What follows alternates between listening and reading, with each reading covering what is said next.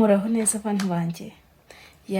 Narisanzwe ashyira hano imbyino za gakondo, ariko noneho ndashaka kongeraho ikindi gice kizajya kivuga uburyo wakwiteza imbere mu bucuruzi.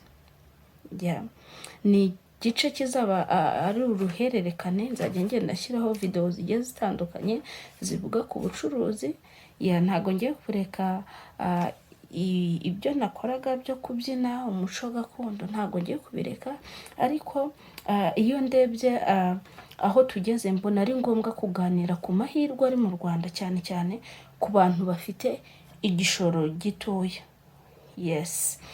Niyo mpamvu rero uyu munsi tugiye guhera ku bantu bafite igishoro kingana n'ibihumbi 50. Ese ni iyihe business abantu bafite ibihumbi 50 bashobora gutangiza mu Rwanda kandi ikagenda neza? Nibyo nshaka ko turebera hamwe uyu munsi. Rero icyo nakubwira,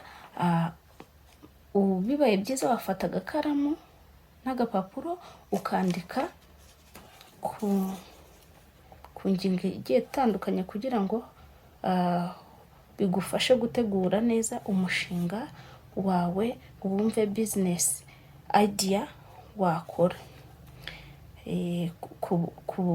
ku gishoro gitoya kingana n'ibihumbi 50.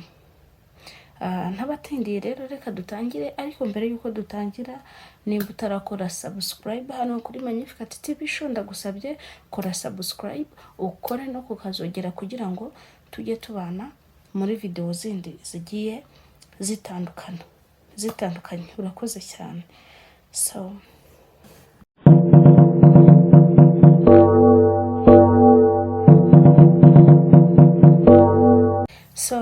Impamvu nahisemo ubu bucuruzi rero, kuvuga ku bucuruzi, nabonye ko hari abantu benshi bashaka gutangira ubucuruzi ariko ntibamenye aho batangirira, ntibamenye ese ni ihe business bakora. Hari umuntu uba ufite amafaranga ariko akavuga ati aya ngaya ni makeya, ntabwo nayatangiza business, aya ngaya nta kintu nayakoresha. Uyu munsi rero ndatangiza uruhererekane rwa video zizakwereka uko watangira, ndetse n'ingero nyazo z'abantu bakoze izo business. Nzajya mbabwira ingero. Kubera ko nta mafaranga makeya aba mu Rwanda, dufite igihugu cyiza kiduhereza amahirwe yo gukora. Ntuzisuzugure kuri capital ufite, ku gishoro ufite, ngo wisuzugure ngo uvuge ngo aya ngaya ngo ntago yakora business. Oya, tugiye guhera ku bihumbi 50, tuzagenda tuzamuka tureba amafaranga n'ikintu washobora gucuruza. Reka dukomeze, mbibutse ko mugomba gukora subscribe nimba muri gukunda iyi content. Kuri iyi content ishya rero, hari ibyo uzakomeza kugenda ubona, sibyo? Niba ukunda rero iyi content igendanye n'ubucuruzi, ubimbwire muri comment. Kuko nzajya nkubwira n'inkuru z'abantu bagiye bakora ubu bucuruzi, urugendo rwabo bagize mu bucuruzi, tubasure. Tuze tubereke nyine, babe inspiring uburyo bagiye babikora. Ese urugendo rwabo rwagenze gute? Ese n'izihe mbogamizi bahuye nazo? Ese n'izihe challenge bahuriyemo nazo muri ubwo bucuruzi?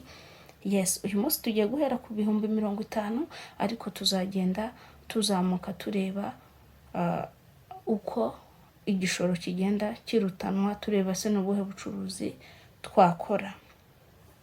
Murakoze cyane. Naho rero nsubiza muri comment, ese wowe ni ubuhe bucuruzi wumva wakora ku bihumbi 50 by'amanyarwanda?